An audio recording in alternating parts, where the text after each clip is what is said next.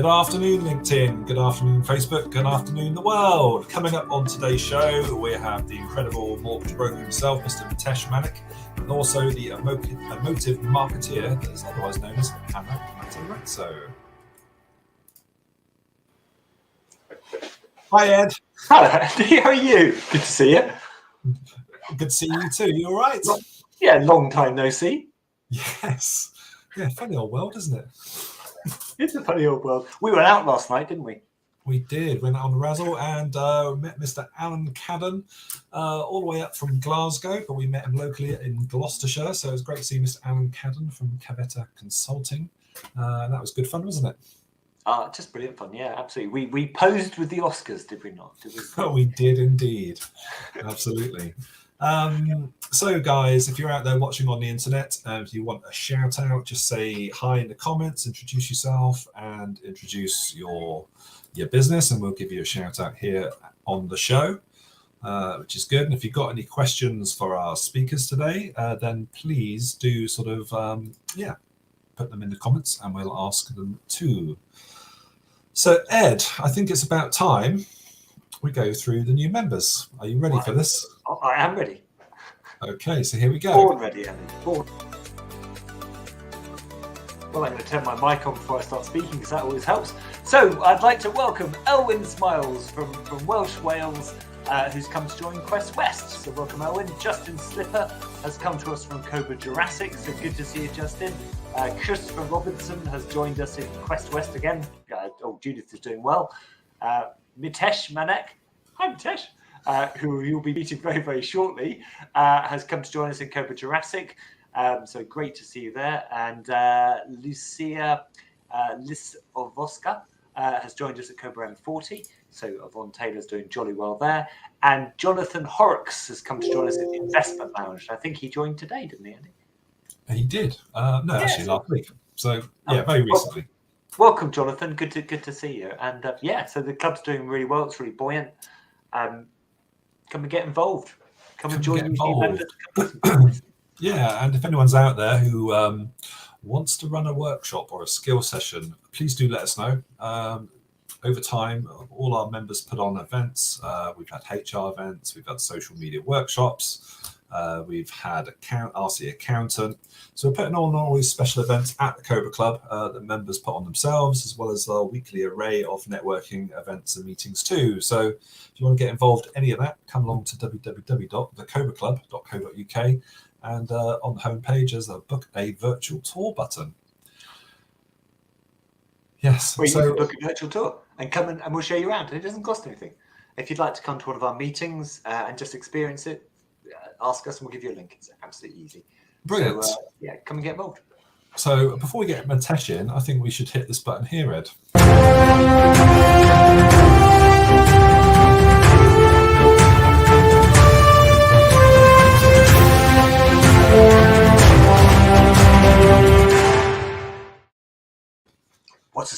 What's the story, Morning Glory? So we've been working really hard to be launching version 2.0 of the Cobra Club in the next couple of weeks, and we have upcoming an incredible community platform developed inside the site. So it's like a WhatsApp on steroids with all sorts of spaces for business to promote themselves and their knowledge. Well, WhatsApp. Hello, yeah. Lots of spaces for collaboration, lots of places to share your wins. So yeah, it's a really big step up for the Cobra Club, and looking forward to getting that up and running in the next 2 weeks. So come and get involved. Really exciting stuff. Yeah. It, from what I'm seeing of it, it'll help people to promote their businesses out in the wider beyond through the Cobra Club. So again, it's yet another reason to join, because you get that mouthpiece right across the whole of the internet, which is pretty fantastic. Yeah, that's what it's all about. So Ed, I think it's time for us to get Mitesh in. So let's hit this button first, and when we come back, Mitesh will be in the room with us.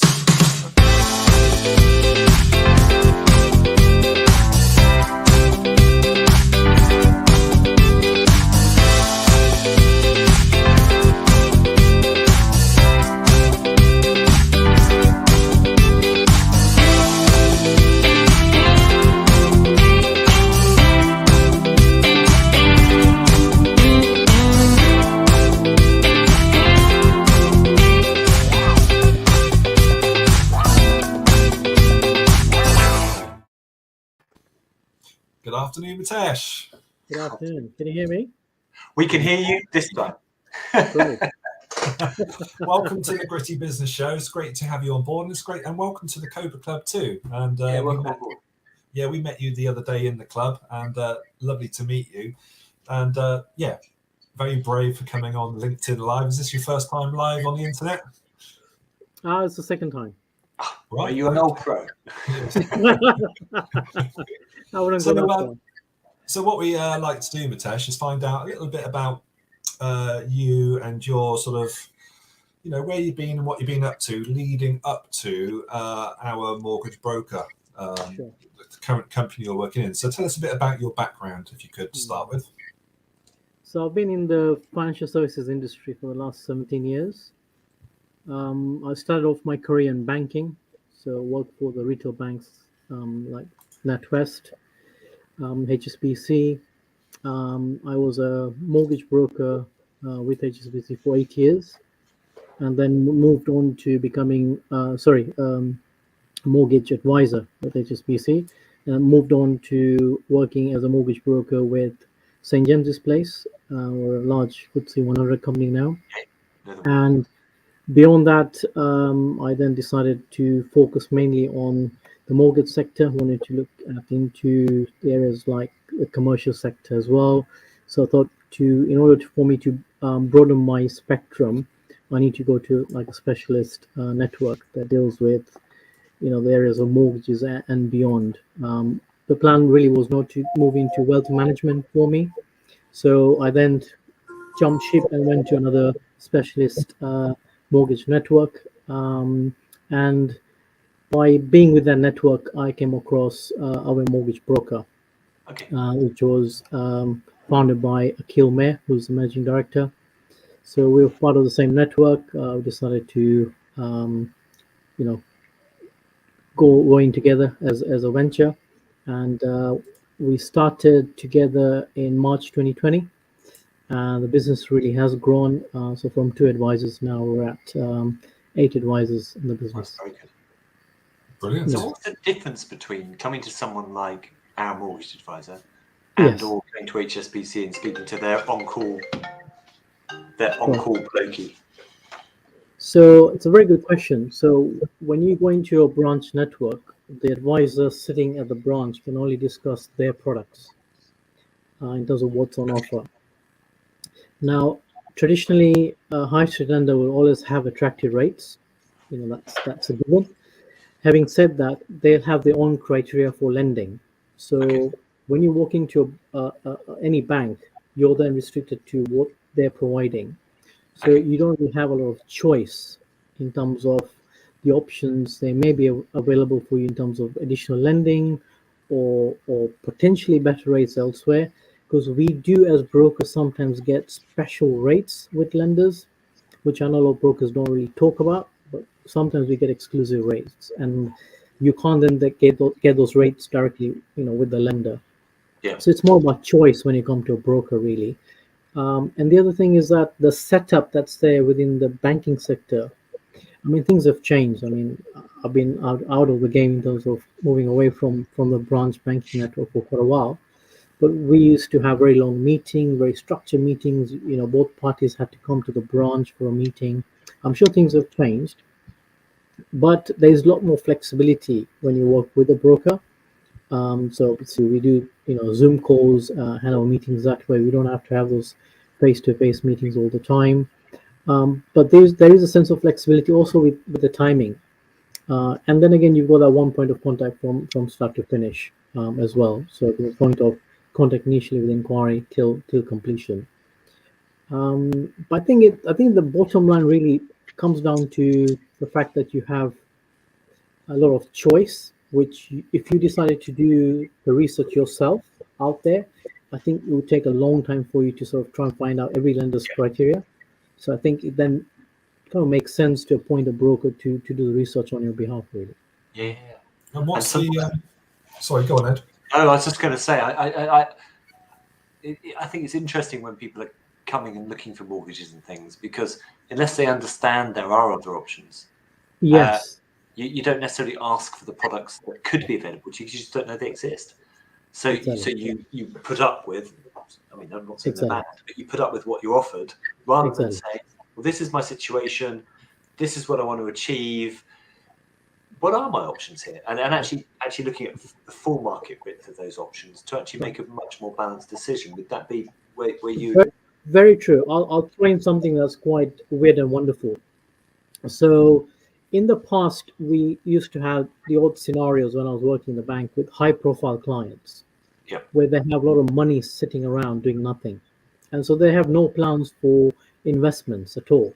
So I'll give an example. Let's say if you had somebody in the, let's say, mid 50s and they had a mortgage of £150,000 and they were tired of swapping their rates every 2 years from one lender to the next. But they also had £100,000 sitting in the background doing nothing, just like cash lying in a bank account.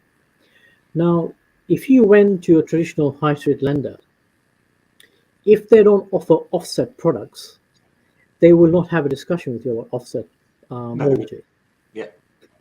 Now, whereas you come to a broker would probably conduct a thorough fact find and try to understand about the need for that £100,000 that's sitting in the bank. Try to understand whether you're going to use that. Do you need instant access to it, or would it be better to have an offset facility with a lender, and then pay less interest on the mortgage?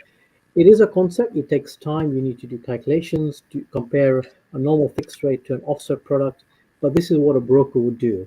Well, an experienced broker would do anyway. So I think this is where I'm saying that there is a difference. This is a very a niche example I've given you. It's not a scenario that No, you but as every an day. example, I mean, Yeah. you get certainly in the new sort of, I think they call it the Yeah. gig economy, where people are moving between different jobs virtually and Yes. doing different worlds, etc., Yeah. and different income streams from different areas. A traditional high street bank probably looks at you quite sort of black and white and says, well, you can lend this much money. Whereas a broker would say, well, let's look at your entire incomes. Let's Yes. look at where they come from. Let's True. negotiate.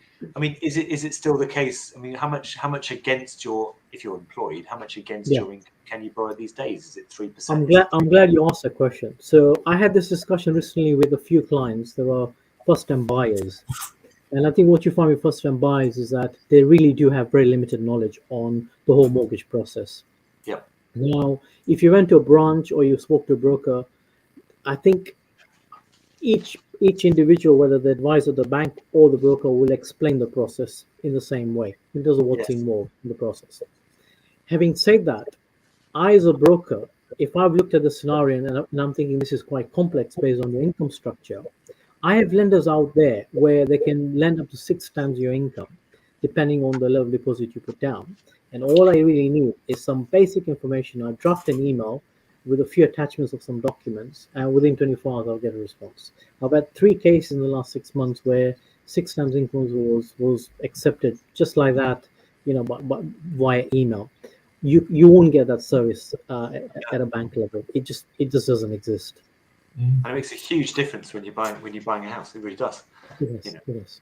And in terms of what's happening out there at the moment with interest rates, are we looking?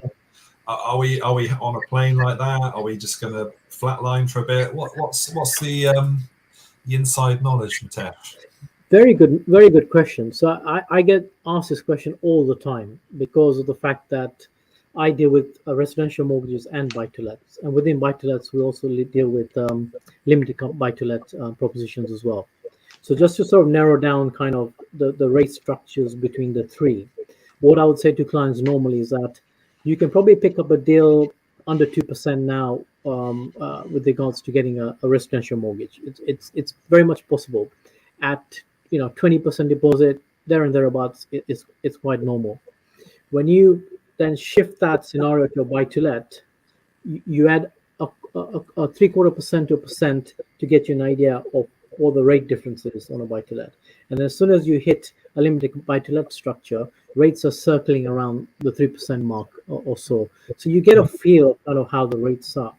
Having said all that, traditionally what I'm seeing now, especially when there's a Bank of England base rate increase, the margin of increments on the buy-to-let mortgages tends to be slightly higher Yeah. And that's what I've realized and noticed recently in the last 10 days or so. And on the residential side, it tends to be an increment of 0.1, 0.2% on the rate rise, which tends to be quite normal. Okay. What I have also noticed, coming from a banking background, is that every high street lender wants to be very competitive anyway. So they will look at what the competition is doing, and so they want to make sure the rates are not too far off from their competitors.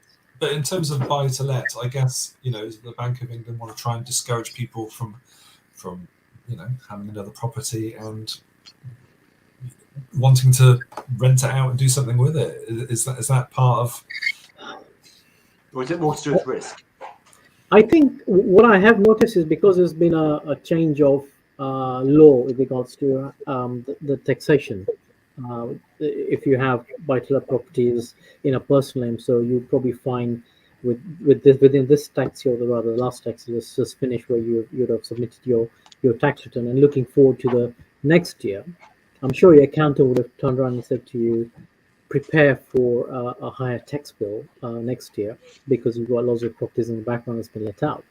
Compared to somebody who has decided to set up a limited company structure, decided to buy properties in a limited company name, where the initial costs of setting that up might be a bit more expensive. Obviously, you engage with an accountant and get all that set up, but obviously you can offset that interest against the mortgage payments. However, it's not for everybody. You would have to then engage an accountant who's a tax specialist and compare and see whether that's the option you want to take.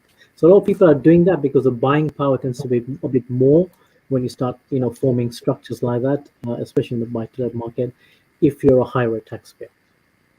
Brilliant. So if you were to talk to somebody who was saying, ask you these sorts of questions and chatting to you about it, we do a little section now. You'll see. Yeah, sure. Give me the sort of top tips that you would say to someone if they're coming up to thinking they're going to start having a mortgage, needing a mortgage or needing a buy-to-let or etc. And before you answer what your top tips would be, if I can actually make my mouse move. Let me. Sorry, Andy, I'm scrolling that. There it is. Let me click this VT.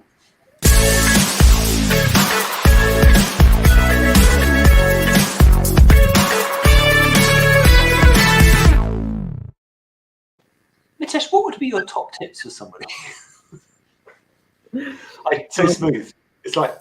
It's again a very good question. It's something I cover off in my meetings earlier on when we get an inquiry. So what I tend to do is we get an inquiry, you get an email generally, and the email outlines, kind of what the client's looking for, what kind of deposit they have. This is what the plan is, and can you help? It's a simple email like that. So you need to scratch your head and think, what are the questions I need to ask this client to understand, kind of how I can help them. So the main tips I would say is that the first thing I think you should really do is there's a website called checkmyfile.com.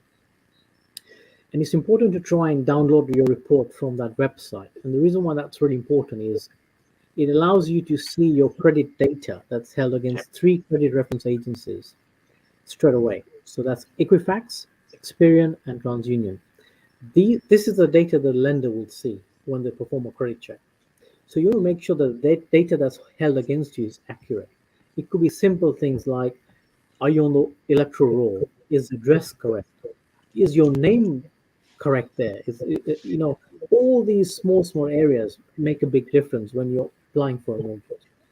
There are other areas like where, let's say you moved houses and there's a water bill that has been paid. There may have been a default registered against you, and you'd have never found that out unless you go onto that website and downloaded the report. And we find in certain circumstances that if you're not fully prepared, then it does cause a problem where halfway through the process, you then need to sort of take a break, fix the problems, and then revisit looking at. How long do things like defaults stay on your file for? So defaults stay for quite a while on the file, but lenders tend to be a bit more lenient if it goes beyond a 24-month period. What we find is that, again, it also tends to be more based around the value of the default and the reasons behind it. So sometimes lenders will say we can't help. Some lenders we can help, as long as we understand the story behind the issue. Having said it, if it's not your problem, then it can be quite easily fixed within the space of 2 weeks. It doesn't take that long. Yeah. Okay. So there's something called a notice of correction, which you can implement. So you basically call the Experian, Equifax, or the TransUnion company and say, look, your data has this, which is incorrect. I've spoken to the utility company, and they said they made an error. They will send you an email. You forward that email to Experian, Equifax, and they will put a note on your report to say there's actually an error, and it's being rectified. And the lenders will appreciate that, and then they will basically grant the mortgage, knowing that it's been acknowledged by Experian, Equifax, and the water company, let's say. Really So that's the main bit. Apart from that, it's the usual stuff. Make sure you got your 3 months pay slips if you're employed, your 3 years tax returns and tax overviews. So tax overviews are documents that you get generated once tax is paid. So if you're self-employed, you need that. Make sure if you're self-employed, you've got accounts ready. Last 2 years accounts, should really show a profit. That would help. And then beyond that is source of deposit. That sometimes becomes a big thing, because if it's gifted, make sure that you know where the money is coming from. Make sure that the advisor is aware you're taking money from X, Y, and Z if it's multiple sources, and an audit trail to make sure you can trace the funds. Those, I would say, will be your main basic tips. If you get those done properly, those areas, then you're almost there to apply for a mortgage. That makes really good sense. Really good. Brilliant. Now, second part of what we like to do, Mitesh, is find out a little bit more about Mitesh when he's not in his suit and in his tie. Okay. A bit behind the scenes. So we haven't played this one for a while, but let's have a look, because I'm sure that you might have a secret talent, Mitesh.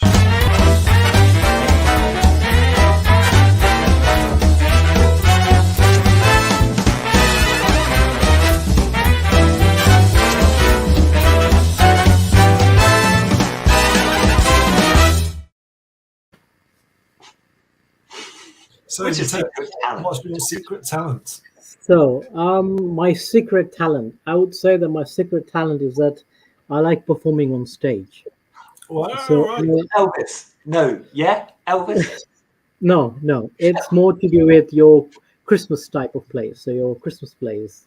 Oh. So I've taken part in lots of plays for charity, and for the last good 12 years or so, I've been performing in different plays. We've put on shows, up to 10, 12 shows. It's a charity that I help out with. But the last 2-3 years, we've not really managed to put any shows up due to one reason or the other. But You're being coy. You're being coy about what parts you like to play. Well, I'm normally given a part that tends to be more orientated around being funny and witty. So I've played the White Rabbit in Alice in Wonderland. Yeah. What a part. I love that part. That's an end part. So I've played a few parts. I've played so I live in a place called Willesden Green, and so I've played a role of a Willesden bear, so dressed up in a bear costume. So it's I've done lots of plays. It's been really fun to get involved in, but very tiring. You need a lot of stamina to be able to perform on stage. It also gets you out of yourself, doesn't it? It's a lovely way. It does. Yeah, there's lots of rehearsals and but it's definitely worth it. But that's my secret talent. Apart from that, I enjoy playing table tennis and badminton in my spare time. Fantastic. We're going to have to employ Mitesh in the Cobra Club as our. I found a costume for him. I think we're going to have to think about that. Yes, we'll have to sort that out. Yes, we'll get that sorted. Cobra Bear. Yes, but Mitesh, we're rapidly running out of time. So, in terms of a free is it a free consultation, and how does someone get hold of you? How does that all work? Sure. So the initial consultation is always free. You've got my email address and telephone number, so by all means visit the website. You can see everything about our company, and the initial consultation is always free. So by all means, I would always say that if you're looking at purchasing or doing any transaction relating to property, try and plan at least 6 months before. It just does help, especially if you're buying a property, for example. You want to make sure what's available in the market. Am I eligible for the amount that I'm looking for? Trying to raise cash from a portfolio of properties. You just need to make sure that you're fully prepared. The credit file, not to forget that. So, yeah, as I say, by all means, yeah, you can either get in touch by email, telephone. Initial consultations free. We don't charge for that. Brilliant. Thank you ever so much, Mitesh. It's been great having you on the show, and we'll see you in the Cobra Club soon. All right. Thank you. Thanks for your time. Bye. Bye.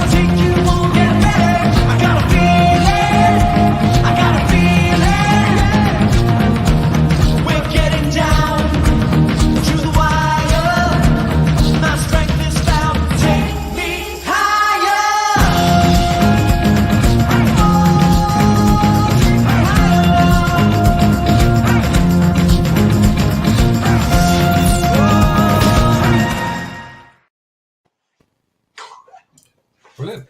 That is really, really good. Yeah, interesting stuff, isn't it? It's just fascinating. You could just talk for hours and ask the questions. Yeah, It just goes on and on and on and on. Continually learning. Well, it's amazing how many good people we have within the Cobra Club who give that sort of information as part of being members. They give, you come in and meet them and chat in this sort of situation. It's a great way. In fact, Andrew, I reckon we've got lots of heroes in the club. So tell me, Andy, who's your hero of the week?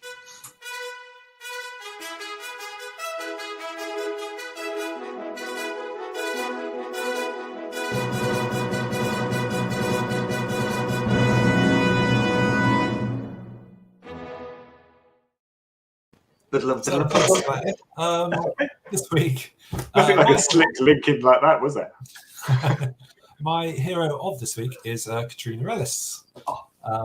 So Katrina is a Cobra Club member. She's also a Cobra Club leader, lives on the Isle of Man. Cobra TT is her club, and a property developer too. So I want to thank Katrina personally for, I spent some time with her in the club on reception, and we went through the new members system we got coming up, and she gave me some great ideas. So for inspiration and ideas and her dedication to the club and her business and all of her ethics, then I salute you. We salute you, Katrina.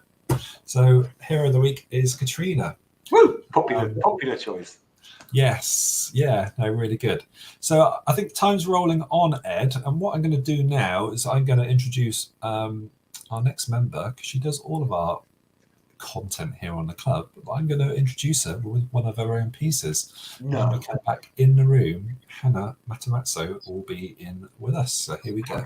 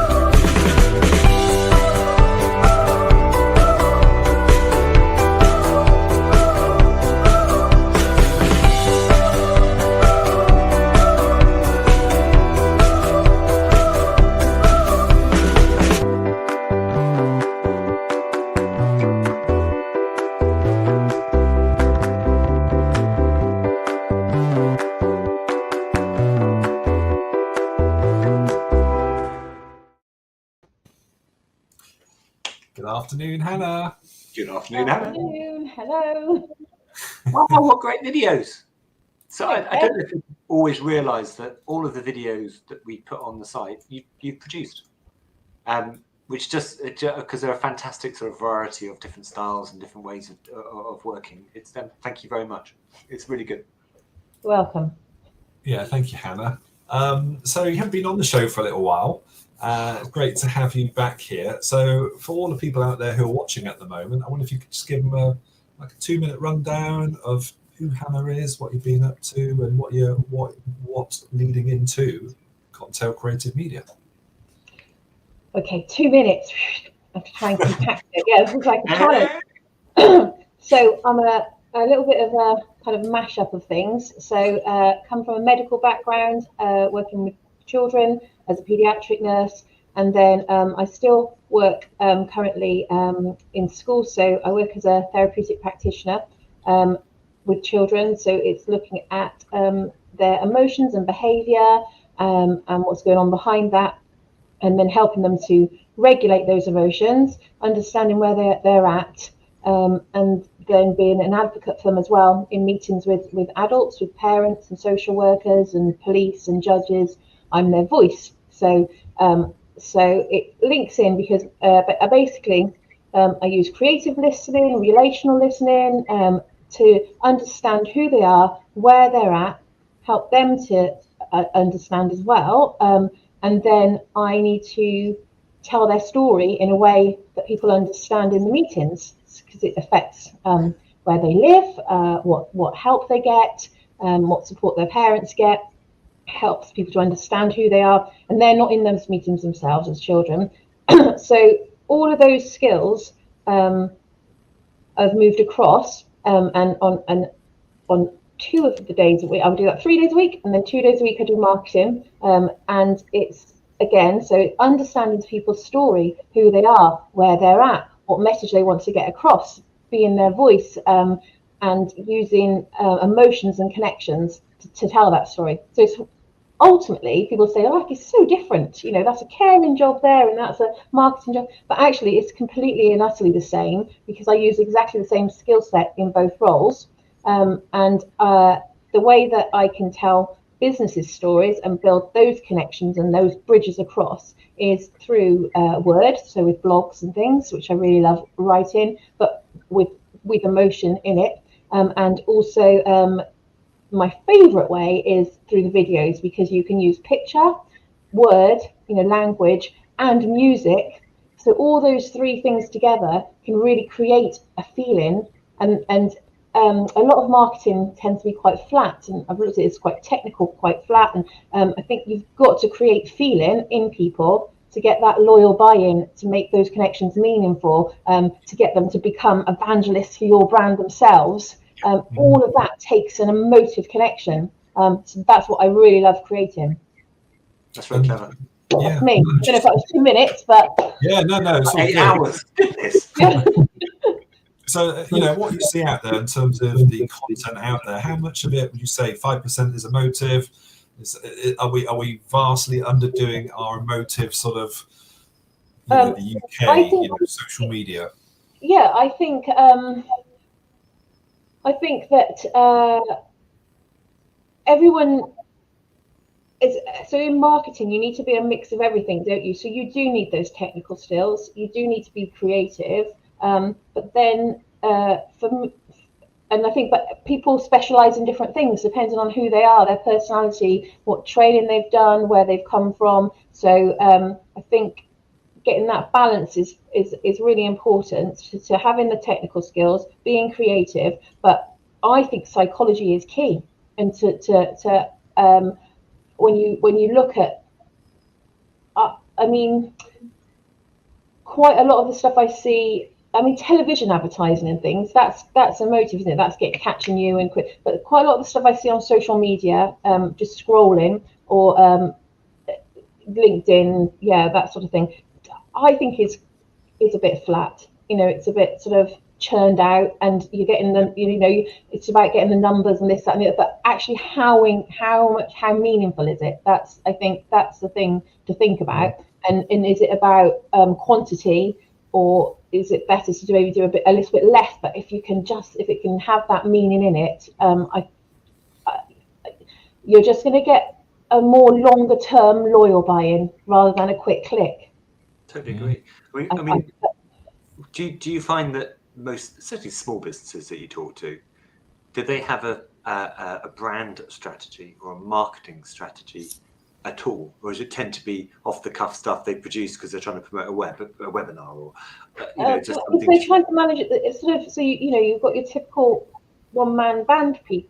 People are trying to sort of manage everything themselves, and I think the difficulty is as well is if it's your business, you understand it and you're passionate about it, but it's rather than producing work from that state, it's the person at the other end who doesn't understand your business and has no feeling towards it because they don't care, because it's nothing to do with them.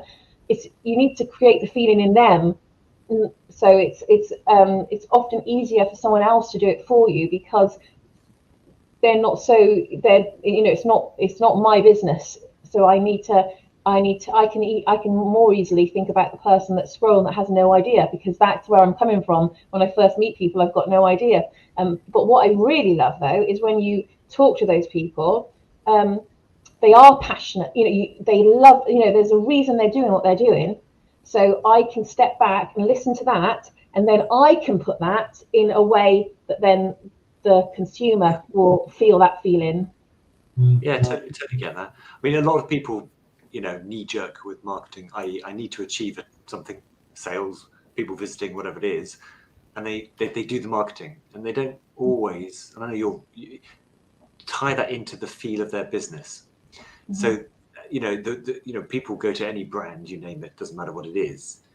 But for John Lewis, let's use an example. You go into John Lewis and you're in a John Lewis store. They could have 1 million promotions in that John Lewis store, but you know that the brand is right through the whole of the store. If you go to Heinz Baked Beans, you can or Cadbury's, you can buy Cadbury's, I don't know, fruit and nut, which has a purple wrapper and is all purpley, or you could buy a Frodo frog.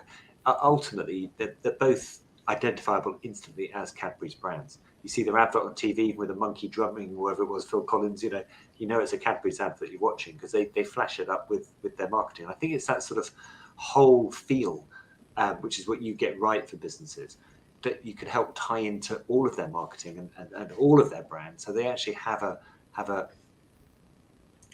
purpose. It's part of a whole. It's part of the whole thing. Yeah, I mean, it's also about what do you want the consumer to feel when they're looking at that particular advert or that particular post.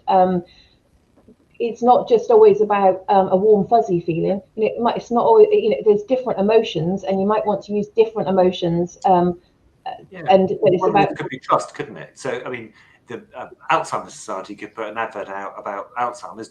Appalling and horrid, and bless people, but it's the Alzheimer's Society, so you trust the ad that's coming out. So it's that sort of like they obviously have a vision of, we want to be trusted, even though they're going to say something horrid in that case. Yeah. But they want people to still watch because it's them. So it's tying in the emotion to the whole of the strategy. By the way, Christina D'Souza. Hi, Christina. Hi, Christina. She says you're amazing at what you do and a lovely person to know and work with. I completely agree. Yeah, I think it's all. I think you've got to balance out the numbers and the technical. Some people think, right, I want 4 posts a week. I'm going to just church. I think it's really looking at the feelings and the connection side, and especially with digital marketing. So I think there's a whole gap that people are missing out on as well, that the Cobra Club hasn't missed out on. People have, I think with COVID and all these lockdowns and things, it's made people realise how connected we are in a way. And the digital world is a place to be connected. It's an easier place to be connected. You don't have to drive to somewhere at a specific time. Like, we've connected with people using the Cobra Club all over the country that we would never have met. So I think for every business, for every brand, there's the perspective of building up an online community, and that can be part, and then that community becomes their evangelists. And I think that I think people are seeing that more and more. That let's build a community through our digital marketing. I think so, and I think there's a big area whereby people, they get it because you're saying it to them, but they can't visualize that in their own business. And I think that's something that you do really well as well. Just help people to visualize their own business with a strategy to actually move forwards, as opposed to just and get your community consumers to be like connecting together and giving off each other. You don't have to do all the work then. That they can work with each other, and your whole brand builds. So I think it's an exciting place, and I think that I look at it. I was a bit frightened about the whole digital technical side of it, but now I think with lockdown and seeing the capabilities and what you can do, it's people still. It's people connecting with people, but in this virtual world. Yeah, I totally agree. So if I was a small business, big business doesn't matter, but let's just use a small business as an example, who didn't really have much. I mean, they put adverts out and stuff, but they've never really thought about doing things. What would be the sort of like the first things they should do before they or as they speak to you? So would you like have a series of top tips that you would give to someone? Oh, I feel one of my own videos is going to be coming at me any minute now. Let's just let's have a look.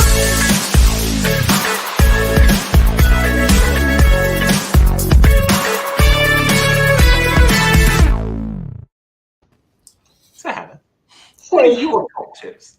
My top tip would be to sit down with someone else. So either if you can afford to use someone, sit down with someone in marketing like myself and tell me your story. So we can explore it and get to know it, and also we can build pictures of who are your consumers, what do you want them to feel, and then we can break that down into a plan then of, okay, which platforms are we going to use, where do they hang out, and then how can we build them into this kind of brand and this community. So that would be, don't just see it as LinkedIn, I'll do 4 posts a week, I'll do 2 on that, and that's my digital marketing done. No, like think bigger. Think like how could this work for you in a bigger way, just by changing how you do it. Yeah, and that conversation is a conversation you need to have, so you understand what the costs are, if there are any. Some things you can do without a cost.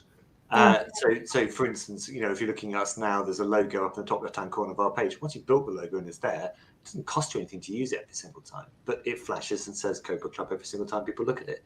So you can do some quite clever things without spending a lot of money. But if you plan it and work it out, and when we do videos, this is what we're going to do, and when we do, so basically, it's the construct. First thing is, who are you talking to? Like, who do you want to talk to, and where do they hang out? Where are they? Where's their spaces? And then how do you break it into smaller steps? Don't do everything. Don't try and do Facebook, LinkedIn, Twitter, TikTok. You just think, okay, where's the main place that my consumers are going to be, and start there. And then I can end TikTok for everybody. It's very easy. If I start using TikTok, the kids will just go and develop another platform. But Hannah, I believe you're obviously a Cobra Club leader, and you have a networking event every Monday, which is Cobra Creative. And I believe, is it this Monday that you're doing a TikTok event? Yeah, that's what I was going to just say. Anybody? So I mean, TikTok to me, as my kids would think, she's way too old. Don't go on there. You're embarrassed us, Mum. But it's really one of the fastest growing places for business to connect to people. So I'd like to understand it a bit more and explore it. So my next Cobra Creative session, so next Monday at 4:00, anyone who's interested in finding out a bit more and just doing a little delve around together, or if there's any TikTok experts in the house, then they could come along, and that would be really great. So we can try and have a little look at TikTok and business and how could it work, and what should we be doing? What could we be doing? And how would they get in touch with you, Hannah? So for everything, probably the easiest way is to look me up on LinkedIn, because my name's quite unusual, so I'm easy to find. But I do. I have a Cobra Club email address and a Cottontail Creative email address. So email me or have a little search on LinkedIn and just message me. Fantastic. Brilliant. I can't let her go, Andrew. I can't let her go. No, we're not going to. We are definitely not going to. Without asking her something a little bit about herself. Absolutely. We're gonna play on her another one of her own videos. Oh, superb. Have you got one in mind? Yes, I have. Here we go. Are you ready for this, Hannah? I'm ready. Okay, here we go.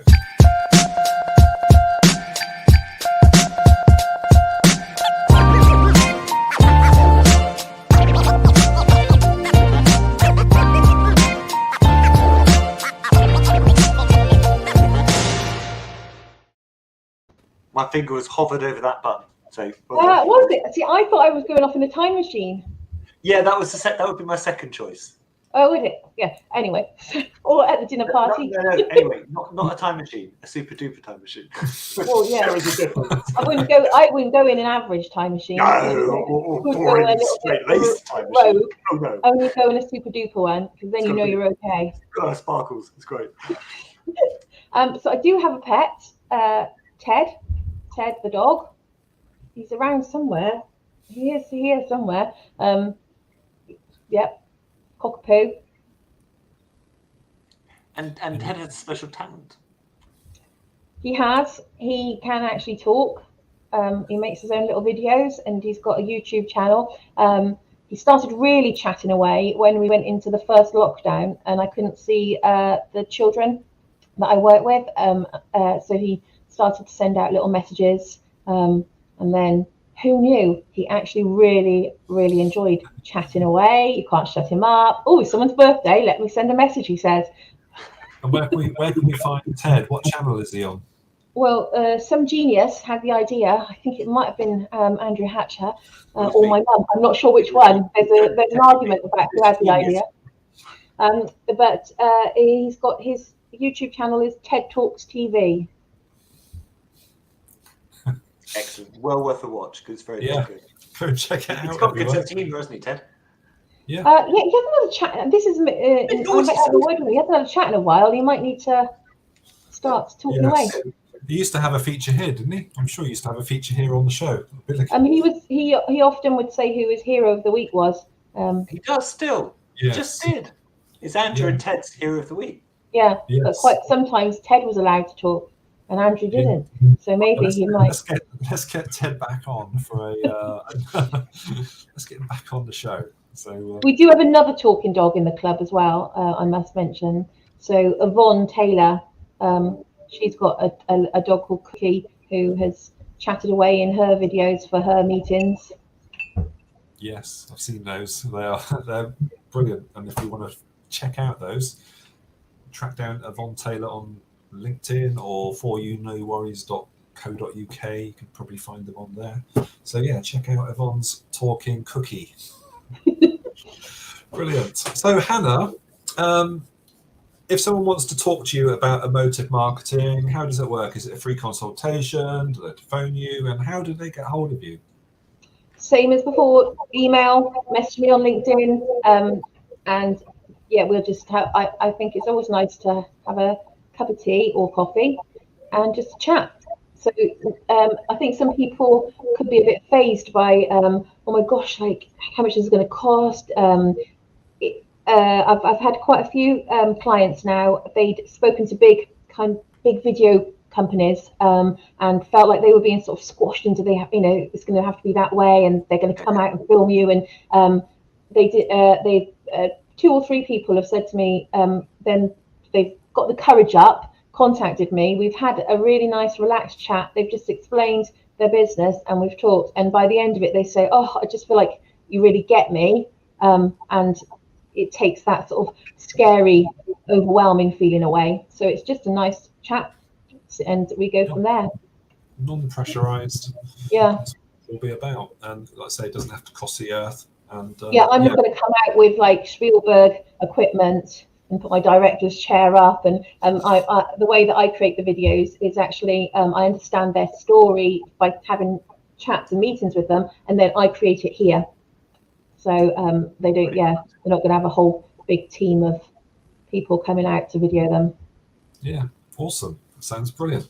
So Hannah, as a Cobra Club leader, what we like to do as Cobra Club leaders come on, we like to invite you to do the sort of outro section with us. So what we're going to have to do is test your knowledge now of all the meetings. And you should know these because you've done half the graphics for them. So we're going to hit the button. Ed's going to go first. You're going to go second, and then I'm going to go third. But when we get to your event, Unmute yourself. Oh my God, I've got to unmute myself, haven't I? You will when you Yes. start. Yeah, just click the little mic. Yeah. So are you ready? So here we go. Well, hi there, guys. Loads of events on at the Cobra Club, starting on a Monday with Monday Motivation with yours truly, 9 a.m. to 10 a.m. Come and get your diaries full of appointments for the week. Andy, you should do that one, then it's me. Okay, Virtual Coffee Club with Christy Norris. Thrive and Connect every Monday at 3 p.m. Here I am, Cobra Creative, 4 p.m. on a Monday, and it's our TikTok special next week, so come along. And then in the evening, you can have a super wild time at Monday Mayhem, 7:30 to 8:30 with our very own 007 00 Heaven, Zafran Khan. Also, next up, we have Judith West from Quest West in the Bristol area or Avon area. So that's Judith West every Tuesday, 10:30 a.m.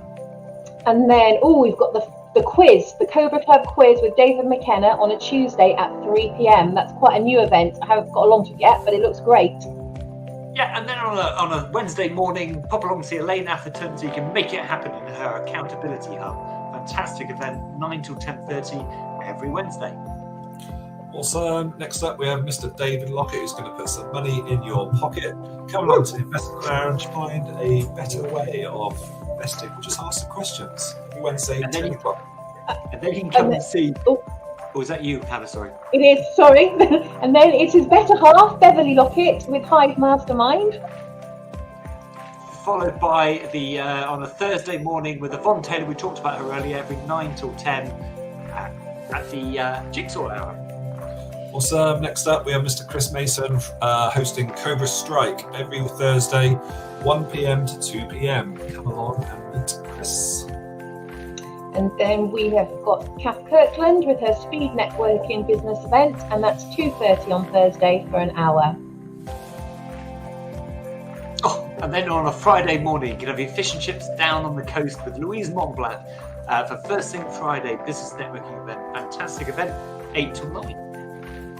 Brilliant. And this week's Hero of the Week, Katrina Ellis, Titan Troubleshooting every Friday morning, 10 a.m. to 11 a.m. for businesses to network and solve business problems. And then we've got the brilliant Alan Cadden, who runs the Cobra Express, and that's Friday at 2 till 3:30. Toot toot. We met him yesterday. And then you can finish off the week with the awesome Sharon Ritchie, who runs Wind Down Friday. So pop up and have a drink with the Scots, 4 till 5:30. Fill your boots. See you there. But Hannah, where is there? Yeah, where Where could there be? This is my favourite bit every week when people look frightened and like, where is there? Where is there? There is the Cobra Club, www.thecobraclub.co.uk. I'll give you him. Brilliant. So thank you so much for coming on the show today, Hannah. Found out a lot today, and I'd like to say highly recommend your good self to anyone out there for Emotive Marketing. Also like to thank Mitesh as well for his insight into mortgages. Valuable. We learn some more every week. So thank you, guys. Thank you. Over and out. We'll see you all next week. Over and out. Now you're watching me, yeah, all eyes on me, 'cause I've been living the good life. So come fly with me into my fantasy, and we be loving the good life, good life. I think this dream now just hit me. Why don't you just go there with me? Surfing the skies and splashing the clouds, dancing the crowds and laugh out loud. Holding your hand, unfolding a plan. 2 souls in a land like gold in a pan. Float in the breeze or soak in the sea. Come go there with me where we both wanna be. Lie on the beach or fly in the streets. I'm trying to keep this vine in the reach. Putting everything I do aside, me and you approach. We can travel to the very end of the universe. You and me are meant to be divine energy. Living with no rules in a pool of serenity. Come be my fantasy, go away with me. Lock us up on your dream and throw away the keys. Come on, live this up now. Good life, good laugh, good love now. Come on, live this with me. Good laugh, good love, we live free. Come on, live this up now. Good life, good laugh, good love now. Come on, live this with me. Good laugh, good love, we live free. We need to rise with these new eyes. Hold the skies off of these blue skies. Lights in the city reflect off the shoreline. When you're living this life, you want more time. Rewind the time, align planets. Ride this comet to a new dynamic. Your eyes on me, mine on you. Living the good life, we do what Now we you're want to. watching me.